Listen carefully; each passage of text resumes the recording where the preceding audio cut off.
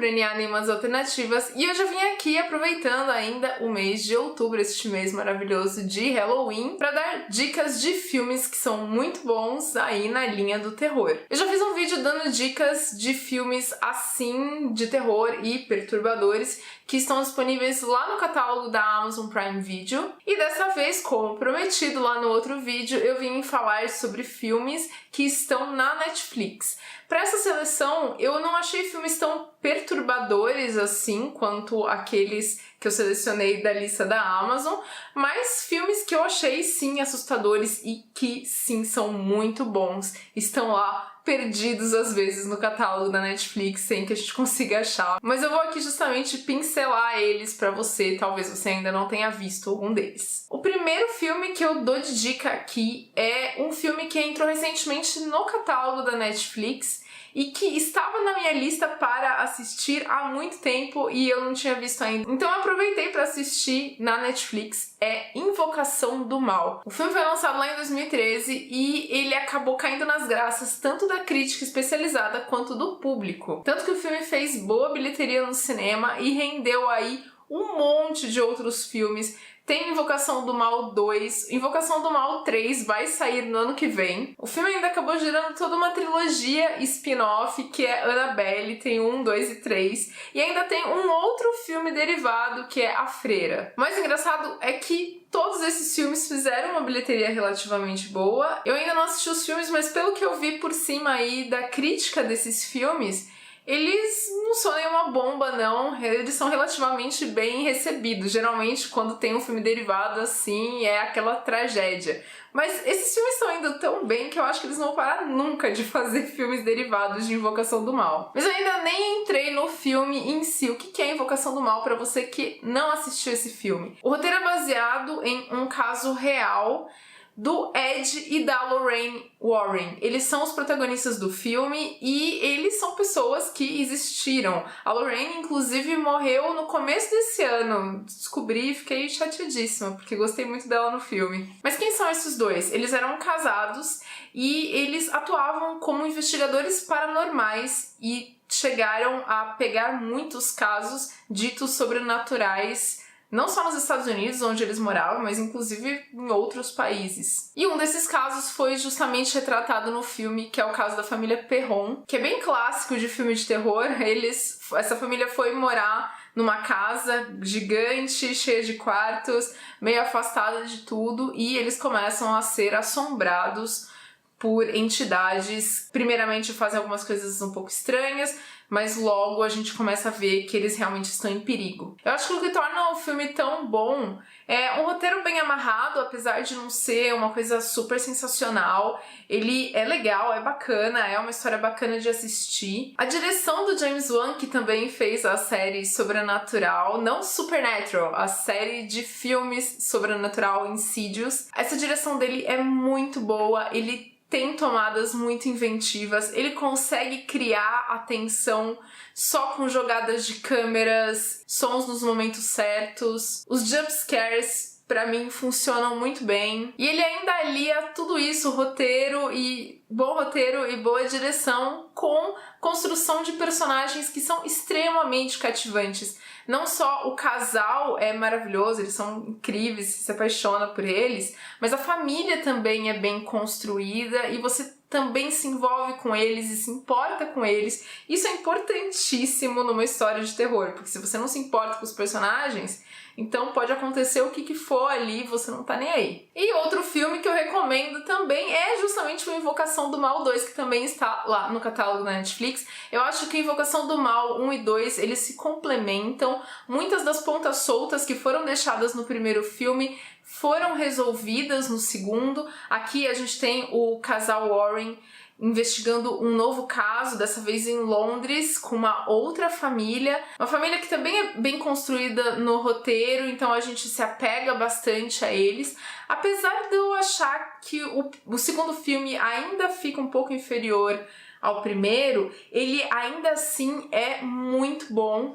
Eu acho que a história do segundo se aprofunda mais na relação entre o casal Warren como eu disse, eles são apaixonantes e no segundo filme eles ficam mais apaixonantes ainda. E no terror em si, eu acho que o segundo filme apresenta aquele que é o ser mais assustador da franquia de Invocação do Mal, que é o demônio Valak. E a terceira recomendação aqui é Corrente do Mal, um filme lançado em 2014. Antes de eu falar sobre o que é o filme, não se assuste, porque eu vou falar sobre a sinopse dele, você vai achar que é uma história ridícula. Mas não se preocupe, a primeira impressão é essa mesma e o filme vai te surpreender. Basicamente, em Corrente do Mal, que em inglês tem um nome bem mais legal, que é It Follows, aquilo que te segue, né, que vai te seguindo. A gente tem uma criatura que a gente jamais descobre exatamente o que ela é, mas é uma criatura from hell with lasers. Ela tá ligada a uma pessoa que foi amaldiçoada e ela vai perseguir essa pessoa até conseguir matá-la. Se você for a pessoa amaldiçoada, você pode tentar fugir um tempo dessa criatura, mas ela nunca vai parar de te perseguir. Então, em algum momento, provavelmente ela vai te alcançar e daí ela vai te matar. Só que tem uma forma de você ludibriar, de certa forma, essa criatura. Se você transar com uma pessoa, você vai passar essa maldição pra essa pessoa com quem você transou. E daí, né, você fala pra ela o seguinte, você transa com outra pessoa e você passa a maldição pra frente, e daí ela transa com outra pessoa e passa pra frente, e aí você vai criando essa corrente e se afastando cada vez mais da criatura, porque a criatura vai lá na ponta da corrente. Ela vai primeiro matar aquela pessoa lá da ponta, depois vai matar quem passou a maldição pra ela, até voltar pra você. Sim, isso é um mal sexualmente transmissível, e eu sei que parece muito ruim. Mas se você abandona um pouco essa postura de escárnio em relação a essa premissa, e leva ela um pouco a sério, realmente o negócio fica meio assustador. Porque uma vez que você é amaldiçoado, né, acabou, né, tava querendo se divertir e de repente descobre que você está amaldiçoado, o que você faz? Você passa isso pra frente ou você vai tentar fugir da criatura? Porque é muito complicado fugir dessa criatura. Como que você dorme sabendo que tem uma criatura te perseguindo e querendo te matar? Ah, tem um adendo. Essa criatura, ela também assume forma humana e ela assume forma de pessoas que você conhece. Então, se você for pego desprevenido, você tá vendo, sei lá, sua mãe andando na sua direção e você acha, ah, tudo bem, minha mãe. Não, não é a sua mãe, é essa criatura que está vindo te matar. Eu acho que é uma trama muito diferente do que a gente costuma ter aí no gênero do terror. A história acabou me pegando e apesar do roteiro não ser super incrível e mirabolante, eu acho que a direção compensa bastante. O diretor é o David Robert Mitchell e ele conseguiu fazer vários enquadramentos muito interessantes. Por exemplo, quando ele pega a protagonista e coloca ela em primeiro plano na tela, e às vezes ele até desfoca ela e deixa o fundo focado, porque a gente tá vendo ali no cantinho a criatura se aproximando da vítima distraída. É impossível você terminar esse filme e não ficar com uma sensação horrível de que tem alguém te perseguindo, então você fica o tempo todo olhando por cima do seu ombro. Eu pelo menos fiquei desse jeito. A próxima dica aqui é um filme bem diferente porque ele é um terror iraniano. Eu não sei quantos filmes iranianos você viu na vida, mas eu vi poucos. E geralmente os filmes costumam ser de drama. Mas A Sombra do Medo chama atenção justamente por ser aí do gênero do terror. Ele é escrito e dirigido pelo Babak Anvari e acompanha uma jovem mãe no Irã, a Shideh, nos anos 80, que mora ali, se não me engano, na cidade de Teherã, na capital do Irã, no meio da guerra entre o Irã e o Iraque. E nesse momento a cidade estava numa situação caótica porque ela estava sendo bombardeada.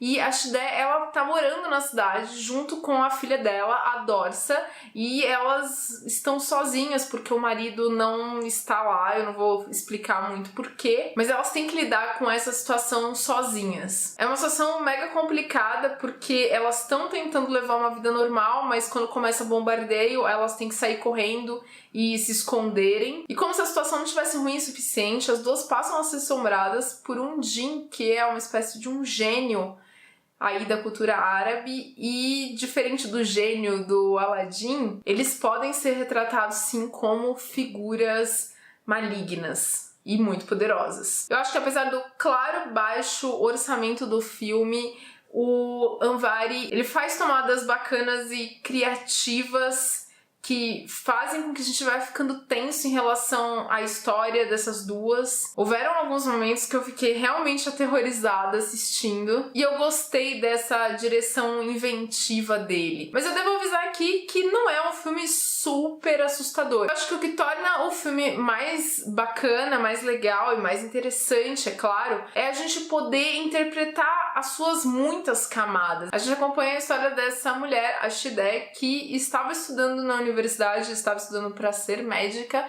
quando acontece aí a Revolução Iraniana. Na época, ela fazia parte dos estudantes que protestavam, mas devido ao governo autoritário que veio depois, ela foi colocada à margem da sociedade, primeiro por ser mulher, mas também por ter participado desses protestos. Então, ela não consegue seguir em frente nos estudos e, como mulher no Irã nesse período, até hoje, né? Ela vive numa situação de opressão e submissão. O filme traz tudo isso aí no subtexto, e não é à toa que as duas personagens que são assombradas por essa entidade são justamente duas mulheres, a Shideh e a Dorsa, que é uma garotinha que ainda iria enfrentar aí muitos problemas por crescer dentro de uma sociedade como o Irã. O último filme da lista, que também é um filme diferente, porém que ficou bastante popular, é O Babadook, que foi lançado em 2014. É um filme de terror australiano dirigido pela Jennifer Kent, e assim como A Sombra do Medo, ele tem aí várias camadas de interpretação. Acho que ele, na verdade, ele vai até bem mais fundo do que A Sombra do Medo. Aqui a gente acompanha a Amelia, que é uma mãe viúva, ela perdeu o marido dela e ela tenta criar o filho da melhor forma que ela pode, o Sam, o que não é uma tarefa nem um pouco fácil. A gente percebe logo no começo que a personagem vive uma depressão muito profunda desde a morte do marido. Ela nunca tratou isso e ela parece não conseguir reagir direito às coisas ao redor dela. O Sam, por consequência talvez, é um garoto cheio de problemas, ele é agressivo, ele fica querendo chamar atenção o tempo todo. Quando ele é contrariado, ele fica esperneando, além de ter uma obsessão por monstros. Ele faz a mãe dele toda noite ficar abrindo armário e olhando embaixo das camas pra certificar que não tem nenhum monstro à espreita. Ele fica criando armas, porque ele diz que essas armas são para enfrentar os monstros que virão atacá-los. Armas, inclusive, perigosas, e que ele corre o risco de machucar outras pessoas com isso. E diante de tudo isso, da situação que a Amelia vive, a vida desses dois é muito, muito, muito difícil. Mas calma aí, eu disse que isso aqui é uma lista de filmes de terror, não de drama, né? Bom, esse filme tem um drama muito carregado, sim, mas é uma história de terror. Porque certo dia a Amelia, que estava lá lendo uma história pro filho dela, ela fala para ele escolher o livro da vez, e ele escolhe um livro da estante que chama Mr. Babadook. Ela começa a ler esse livro pro menino e de repente ela começa a perceber que esse livro é um pouco sinistro, um pouco bizarro demais. Ele parece um livro infantil pelas gravuras, mas ele tem toques muito sinistros, e conforme você vai avançando na história, ela vai ficando cada vez pior e assustadora e too much. Quando ela percebe que isso realmente não é uma história para ler para crianças, ela pega, fecha esse livro, vai ler outro e tenta jogar esse livro fora, mas ela não consegue, e eles passam a ser assombrados e perseguidos por este ser do livro, que é o Babadook. Então a gente está acompanhando a história dessa família composta por essas duas pessoas, o Sam e a Amelia, e quando chega o terror para assombrar eles, a gente vê o quanto que eles estão fragilizados e, o terror bate forte. Porque uma coisa é você ser perseguido, assombrado por algo, mas você tem um espírito forte ou você tem ligações familiares fortes que te protegem, mas esses dois já estavam muito para baixo. A Jennifer Kent também consegue fazer uma direção bem bacana. Também é um filme que a gente percebe que não tem um orçamento muito alto, mas ela usa muito bem a quebra de clichês de filmes de terror. Ela não alia as coisas da mesma forma como a gente costuma ver em vários filmes, por exemplo, um uso muito interessante de som. E outra coisa que me impressionou bastante foi o uso de luz e sombras no filme. Às vezes, só isso é o suficiente para te deixar aterrorizado. O que eu tô vendo? O que eu não estou vendo? Eu acho que ele é um filme que ele fica muito mais perturbador quando a gente pensa sobre o significado, os símbolos do que a gente tá vendo ali. Foi um filme que me deixou bastante abalada a ponto de, no meio do filme, eu pensar se eu realmente queria chegar até o final. Mas valeu ter chegado até o final, o filme é muito bom do começo ao fim. Quando eu terminei a lista, eu percebi que vários dos filmes que eu coloquei aqui mostram uma relação intensa entre mães e filhos. Não foi intencional, foi realmente aleatório, mas é pra gente ver aí o quanto o gênero do terror gosta de pegar essa relação pra trabalhar. Acho que o único que não tem isso é o Corrente do Mal. Essas foram as minhas dicas. Eu gosto bastante do gênero do terror, apesar de não assistir tantos filmes assim. Eu acabo vendo mais aqueles que eu vejo que tem uma boa crítica, que as pessoas começam a falar muito bem. Então, se vocês sabem de outros filmes bons lá no catálogo da Netflix, deixem aí nos comentários pra mim e pra outras pessoas também. Curta aí o vídeo e se você chegou aqui por ele, se inscreve no canal. Vai lá ver o outro vídeo de coisas... Vai lá ver o outro vídeo de filmes assustadores na Amazon Prime Video. Segue a gente lá no Instagram, porque a gente dá dicas de outras coisas que a gente não dá aqui no canal. E obrigada por me acompanhar. Até o próximo vídeo. Tchau, tchau.